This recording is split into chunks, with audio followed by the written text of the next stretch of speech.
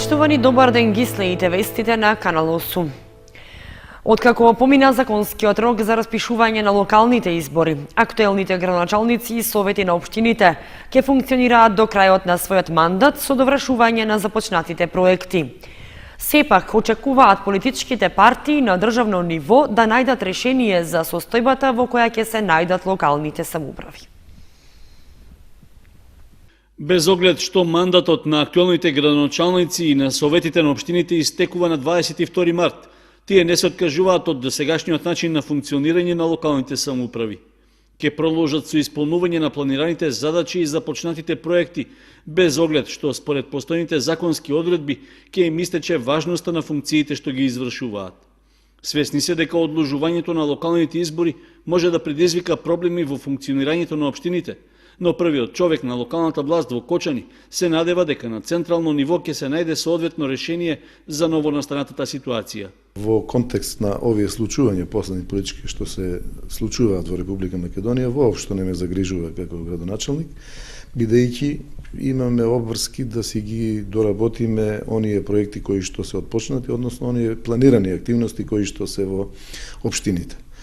Очекуваме дека ќе најдат политичките партии на ниво на држава решение на ова прашање и до првата половина на месец мај ќе, до кога според закон ни завршува мандатот, ќе се изнајде решение да се продолжи оваа агонија во која што се наоѓа целокупниот политички систем.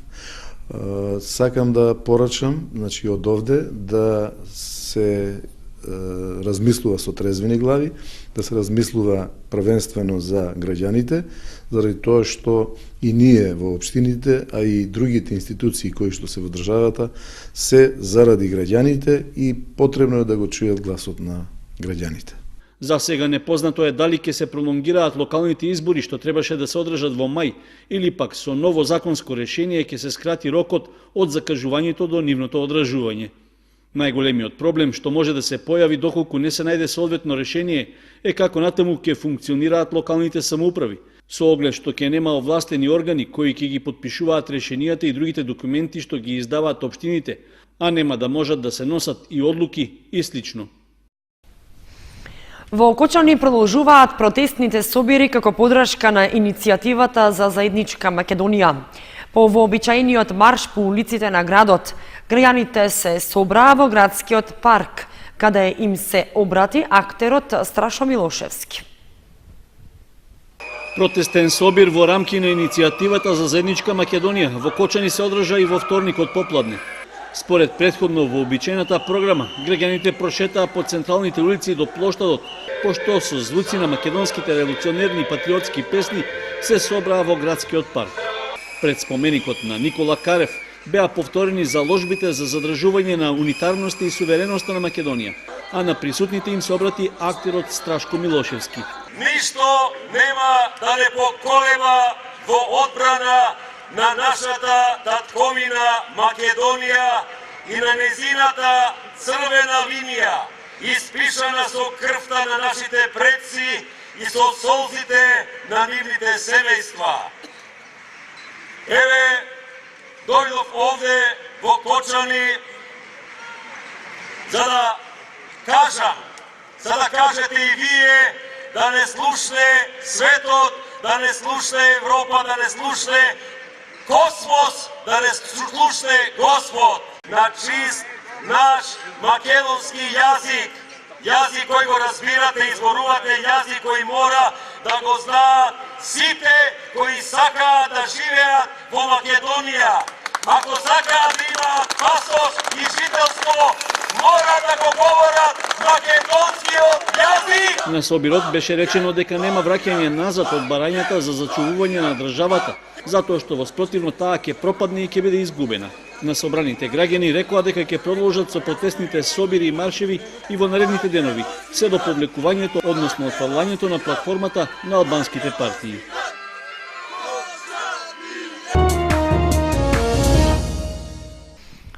Со своји рачни изработки, цвеќиња и честитки, учениците од сите 4 основни кочански училишта го одбележаа празникот на жената 8 март. и им подарија подароци на случајните минувачки. Карамфили делеа и полициските службеници од полициската станица Кочани. Учениците од сите основни кочански училишта по повод 8 март, денот на жената, изработија цвеќиња и честитки. Учениците од основното училиште Свети Кирил и Методи им го честитаа празникот на своите наставнички. Ние денес се собравме по повод на денот на жената, за да подариме на жените цвеќиња и со тоа да ги го честитаме, сакаме да го честитаме 8 март. Ова се наши рачни изработки, со тоа сакам да им го честитаме и да им подариме на жените за 8 март. Денес е 8 март, ден на жените, што да треба да и рачни изработки што сме правили да и подариме. И наставничките учествуваа во одбележувањето на празникот и им помогнаа на учениците во изработките. Оваа наша активност премина во традиционална активност, бидејќи 4 години поред нашите ученици изработуваат изработки и со многу љубов излегуваат на улиците да го честитат празникот на жените што ќе ги сретнат. Ова е дело на учениците и најубавиот подарок секако доаѓа од вредните детски раце и од големата љубов што е вкаена во тие изработки. Веднаш по собирањето во холот на училиштето, учениците се упатија на повеќе локации во градот и на случајните минувачи од понежниот пол им подарија и ги изненадија со подароци кои самите ги изработија. Денеска градот беше препон со ученици кои делеа подароци од сите 4 основни училишта, ја има истата активност по повод празникот. Денот на жената 8 март го одбележаа и полициските службеници од полициската станица Кочани. На жените возачи им делеа карамфили и им го честитаа празникот. По повод 8 март, Меѓународниот ден на жената, вработени во општина Кочани, организираа посета на стари, болни или немоќни жени и им дадоа подароци. На тој начин символично им посветија внимание за да покажат дека не се осамени. Наместо да ги потрошат за прослави во угостителските објекти, дел од вработените во општина Кочани решиле годинава средствата за одбележување на 8 март да ги пренаменат за скромни подароци што им ги дадоа на други припаднички на понежниот пол. Организирано посетија неколку жени кои се на постара возраст, немоќни и болни, за да им го честитаат празникот. 15 жени од општина Кочани се одлучија на овој поинаков начин на одбележување на 8 март и на списокот имаме 20 жени кои што денеска треба да ги посетиме и нека биде ова еден исчекор за нас и за сите останати дека 8 март денот на жената може да се одбележува и на поинаков начин. Меѓу старите и немоќни жени кои представничките од општината ги посетија беше и Љубинка Давидовска, поетеса од Кочани. Посебно ми е денеска, мило. За мене е посебен ден денеска. Не се чувствувам никогаш осамена, зашто мојата куќа е секогаш полна гости. Само треба да ги извадам од витрината и да ги цирнам за да ми зборуват. Мислам на книгите. А денеска посебно сте ме изненадиле, посебно ми е драго и многу ви благодарам. Многу. Со оглед што годинава за прв пат по повод 8 март организираа посета на стари жени, представниците од општината рекоа дека сакаат на овој начин одбележувањето на празникот да стане традиција и во наредните години. Музичко-поетски перформанс под наслов "Убавите жени од мојот колектив" организираа учениците од Средното општинско училиште Лупча Сантов. На сите професорки како и директорки на установи и институции во Кочани им го честитаа празникот 8 март. Учениците од Средното општинско училиште Лупча Сантов со поетско-музички перформанс го одбележаа празникот на жената 8 март. Читаа литературни творби и имаа рецитал и музички точки, а на свеченоста, освен сите професорки од гимназијата, беа поканети и жените директори на установите и институциите во Кочани. Денес сме овде со цел, односно по повод, за да ги го честитаме празникот на сите жени и мајки во име на нашето училиште. Во цел на тоа ќе изведеме музички точки, како и мал рецитал, за да дадеме почит на сите жени и мајки и професорките во нашето училиште. На сите наши професорки ќе подариме и ружи во чест на почит и внимание и благодарност за се што направиле за нас. Присутните ги поздрави веде директорот на училиштето Доне Донев, кој им го честита празникот на сите жени. Пред почетокот на настанот, ниту една од присутните припаднички на понежниот пол не знаеја за изненадувањето, затоа беше радост за сите. А бидејќи ова е прва ваква активност на учениците од Љупчо Сантов, тие се надеваат дека ќе прерасне во традиција.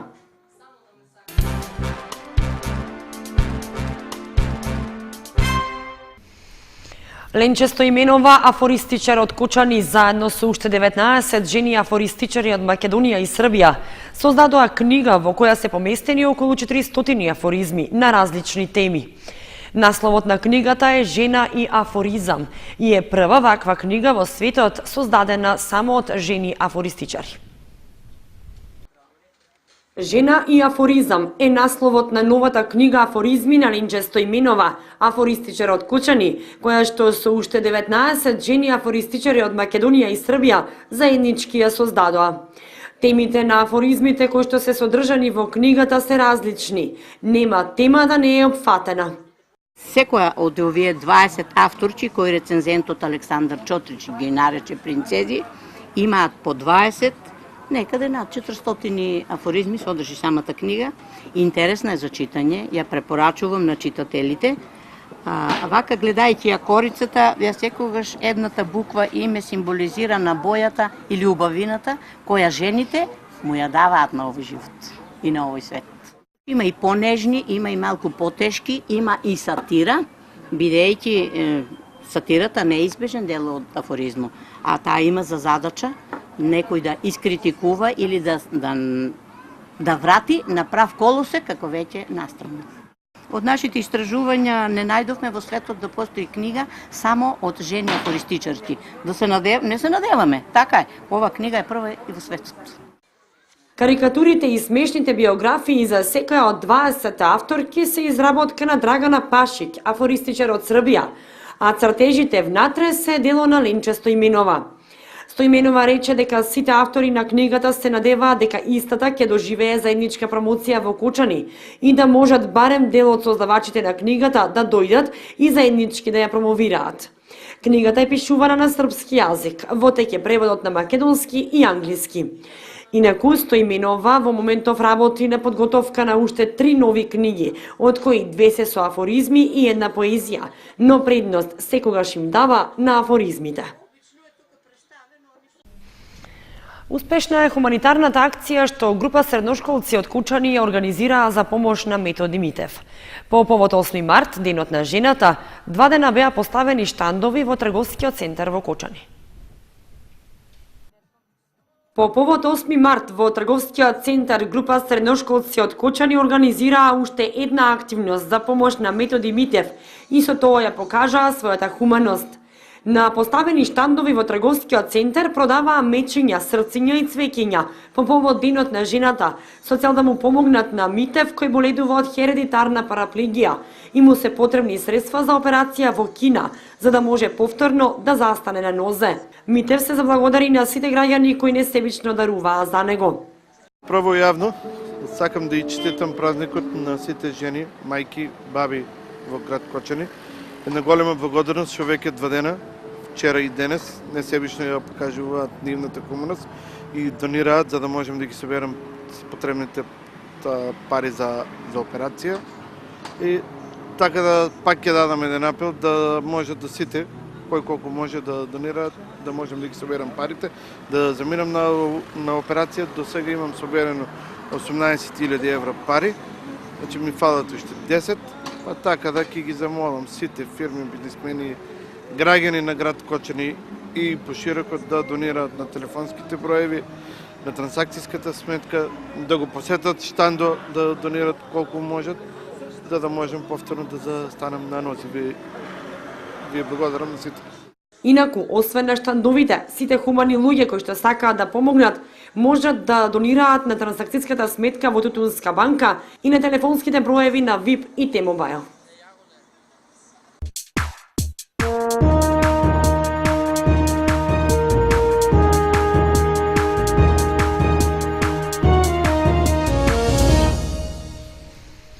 Следува информацијата од спортот. Успешен настап има борачите на Спартак на државното првенство за сениори што се одржа во Радовиш. Петмината представници од Кучани освоија еден сребрен и еден бронзен медал, што е одличен успех по подолг период неактивност на нашиот клуб. Повеќе од очекуваното постигнаа борачите на боречкиот клуб Спартак на државното изборно првенство за сениори и кадети што се одржа во Радовиш. Во силна конкуренција тие се закитија со 2 медали и освоени второ и трето место. По повеќе годишна неактивност и неучество на првенствата, конечно првите луѓе во клубот изнајдоа сили и можности да се појават на изборот меѓу најдобрите во државата. Вкупно 10 клубови со 60 учесници се надпреваруваа во сите категории во борбата за пласман, а Спартак учествуваше со 4 борачи во сениорска и 1 во кадетска конкуренција, кои освоија 1 сребрен и 1 бронзен медал. Доста убедлив во настапот во сениорската конкуренција беше нашиот Александар Павлев, кој во категоријата до 74 килограми постигна 3 победи, а доживеа само 1 пораз, што на крајот му го донесе второто место. Дополнителна потврда за добрата подготвеност и успехот на кочанскиот борач е што, иако се здоби со повреда во текот на првата борба, сепак достојно им се спротивстави на останатите противници. Во категоријата до 125 килограми пак, Иван Викич го освои третото место и бронзениот медал. Останатите борачи немаа пласман меѓу најдобрите 3 во своите категории, односно Столе Евтимов до 84 килограми беше петти, а Стојанче Стојчев го освои шестото место.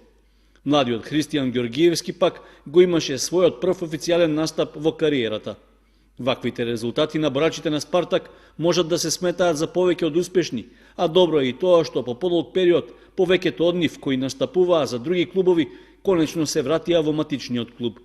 Инаку државното изборно првенство во Радовиш се одржа во организација на боречкиот клуб Бучим и на Федерацијата на боречки спортови на Македонија.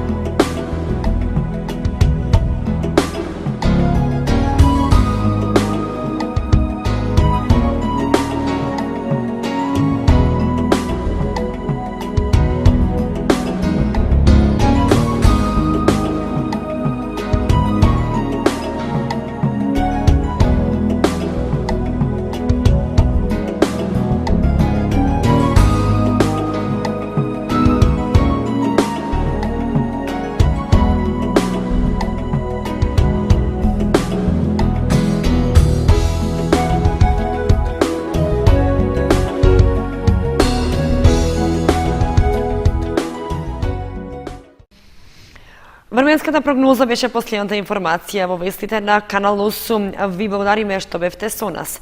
Информациите ги имате и на нашата веб страница kanal8.mk. Довидување.